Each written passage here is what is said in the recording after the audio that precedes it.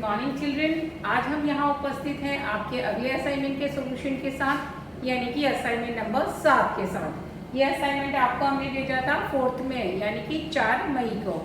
यह असाइनमेंट आधारित था मैं हूँ मुंबई आपकी पाठ्य पुस्तक के पाठ 3 पर, और इसमें हमने एक व्याकरण का टॉपिक, एक शीर्षक कवर किया था जो था रा के विभिन्न रूप। तो यहाँ पर इस असाइनमेंट के अंतर्गत हमने आपको क्या कहा था, आपको मैं हूँ मुंबई पाठ का पूरा सारांश दिया था और उस सारांश से संबंधित कुछ प्रश्न पूछे थे। उस समय कई सारे छात्रों के पास पाठ्य पुस्तक नहीं थी, ताकि सारांश के द्वारा हमने ये प्रयास किया था कि आप तक उस पाठ की रूपरेखा संक्षिप्त रूप में पहुंचाई जा सके। तो चलिए आप प्रश्न पर चर्चा कर लेते हैं। प्रश्न दिए थे वहां पर, आपको उस सारांश से उत्तर ढूंढने थे। पहला प्रश्न था कि मुंबई को भारत की आर्थिक राजधानी क्यों कहा गया है। तो पहले प्रश्न का उत्तर यहाँ हम लिखेंगे, विभिन्न आर्थिक संस्थानों के कारण। विभिन्न आर्थिक संस्थानों के कारण मुंबई को भारत की राजधानी कहा गया है। अब कौन से आर्थिक संस्थान थे, उनके नाम भी इस सारांश के अंतर्गत हमने दिए थे। नेशनल स्टॉक एक्सचेंज, भारतीय रिजर्व बैंक, इस प्रकार से। दूसरा प्रश्न था, मुंबई को भारत का प्रवेश द्वार क्यों कहा गया है।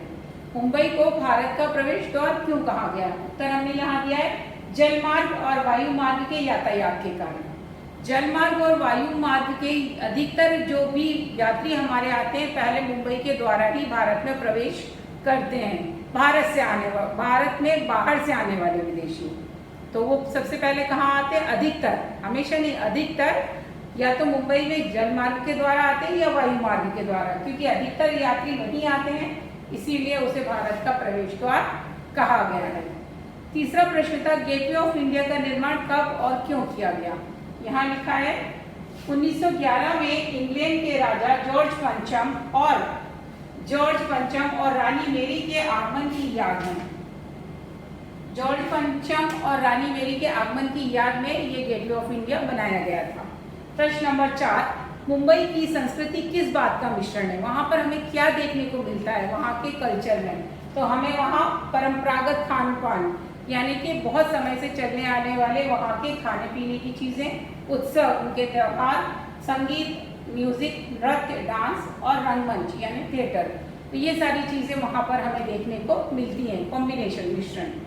फिर प्रश्न पूछा गया है 5वां, मुंबई के प्रमुख दर्शनीय स्थल कौन से हैं। यहाँ पर हमने सिर्फ कुछ दर्शनीय स्थलों के नाम लिखे हैं, आप बहुत और भी दूसरे नाम लिख सकते हो, जैसे marine drive, Chowpatty, gateway of India, ISKCON temple, आप महालक्ष्मी टेम्पल लिख सकते हो, हाजी अली लिख सकते हो, एसएल वर्ल्ड लिख सकते हो, ताराकोल वाला एक्वेरियम लिख सकते हो। बहुत सारे जो हैं वो आपको लिखने के लिए दिए गए हैं, आपको कुछ उदाहरण हमने यहाँ दिए हैं।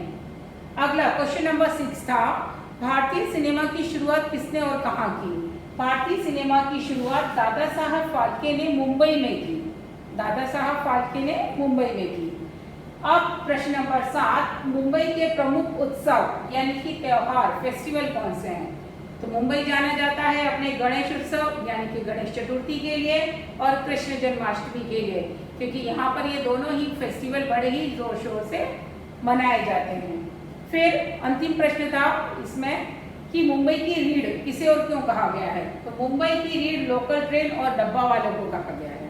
क्यों कहा गया है, क्योंकि इन दोनों के ही बिना मुंबई की कल्पना नहीं की जा सकती। इन दोनों के ही बिना मुंबई का जो रहन सहन है, पूरा मुंबई रुक जाएगी, क्योंकि लोकल ट्रेन में वहाँ के जो सारे रहने वाले लोग हैं वो 90% अधिकांश लोग जो हैं वो उसी में सफ़र करते हैं, और डब्बा वाला वहाँ के व्यक्ति, काफ़ी सारे लोग अपने भोजन के लिए डब्बा वालों पर निर्भर हैं।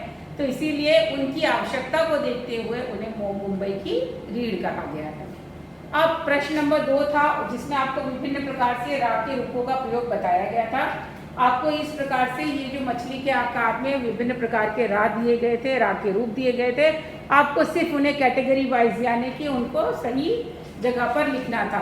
तो हमने यहाँ पर उन शब्दों को, जैसे कि पूरे रा के प्रयोग के अंदर रक्षक, पारा, रजनी और धरती शब्दों को लिखा। अब जहाँ पर शीर्ष रूप में हमने रा की रेख का प्रयोग किया है, उसमें पर्वत, कर्तव्य, हर्ष, निर्बल, फुर और अर्थ जैसे शब्दों का प्रयोग किया है।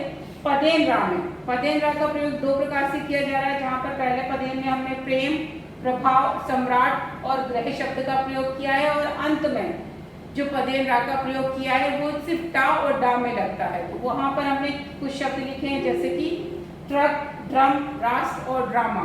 इस प्रकार से आपको यहाँ बताया गया है कि किस प्रकार रा को हम 4 रूप से प्रयोग कर सकते हैं। और इस रा के रूप के प्रयोग को विस्तृत रूप में समझने के लिए आपको वीडियो लिंक सजेस्ट की गई थी। इस असाइनमेंट में वो लिंक आपको दी गई है, तो आप एक बार पुनः उसको देखकर और इस विषय को और भी क्लियर, अधिक स्पष्ट तरीके से समझ सकते हैं। इस प्रकार आपको 2 प्रकार के प्रश्नों के उत्तर पर चर्चा हमने यहाँ की। एक तो आपके पाठ के सारांश पर आधारित और दूसरा रा के विभिन्न रूपों पर आधारित। इसी प्रकार के और भी असाइनमेंट्स आपको आगे दिए गए हैं और आगे दिए जाते रहेंगे। इसी आशा के साथ कि आप इसी प्रकार उनका अभ्यास करते रहेंगे और अपने उत्तरों को जांचते रहेंगे। जो भी गलतियां हों उन्हें सुधारना है आपको और अपनी कॉपी में लेखबद्ध यानी लिख के रखना है। तब तक के लिए स्टे होम।